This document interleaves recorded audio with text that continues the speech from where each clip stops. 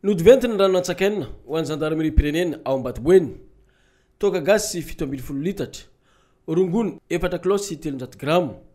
Nosarony izy ireo tao an-tampon-tanàna ny Ambatoboeny ny alahady lasa teo. Toerana telo no nahatratrarana ireto zava-mahadomely ireto, miaraka amin'ireo olona enina, roa lehilahy, 4 kosa ny vehivavy.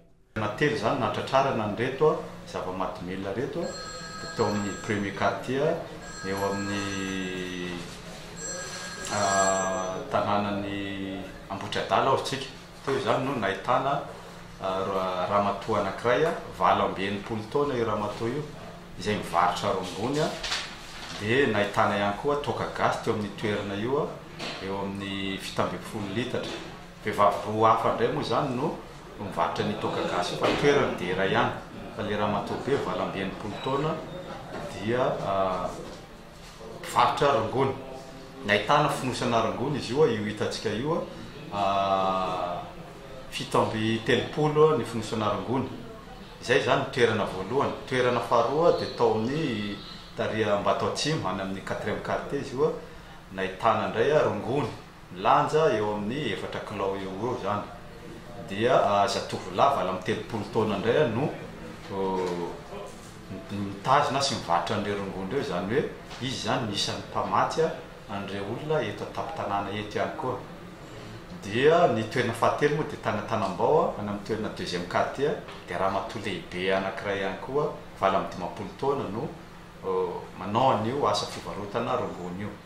Raha tambatra zany dia 4 kilao sy 300 grama le zava-mahadomely ny rongony tratra moa zany dia ny toaka gasy indray dia 7 litatra. Araka ny fantatsika moa zany ny toaka gasy dia aorianan'ny fandoavan'ny lamande relaxé après paiement zany le toaka gasy dia potehana eo masin'ny olom-boafidy sy ny ben'ny tanàna eto tanàna moa zany ny toaka gasy. Ny rongony indray dia tsy maintsy prezentena ihany ary amin'ny fitsarana miaraka amin'ireo olona na mifoka na mivarotra na ihany koa ireo mpamatsy, satria araka ny fantatritsika ny foana rongony ny fivarotana ireo dia eloka be vava izy ireo enjely lalàna manan-kery eto amin'ny tany sy ny firenena. Zay zany mahakasika an'io fa mbola mitohy ny ezaka satria fantatritsika tsara voka-dratsin'ireo zany no mitarika ny tsy fandriam-pahalemana na ny vakitrany io na ny famonon'olona fikapakapana olona amin'ny antsy na ihany koa ny alatromby satria ireo no entin'izy ireo fokarongony dia lasa manao ny asa ratsy maro samihafa.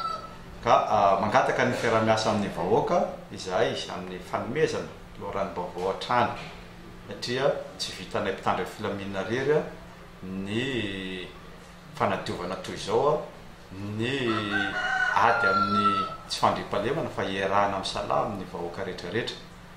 Dia mangataka an'izay fiarah-miasa zay izahay mba hahafahantsika ihany koa miatrika ny fety ampilaminana.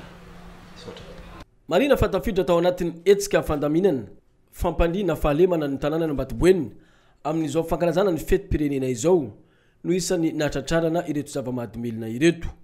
Mitohy araka izany ny famongorana ireo mpanao ratsy tsy mety maty manota ao amin'ny distrikany Ambatoboeny ataon'ny gendarmerie pirenena.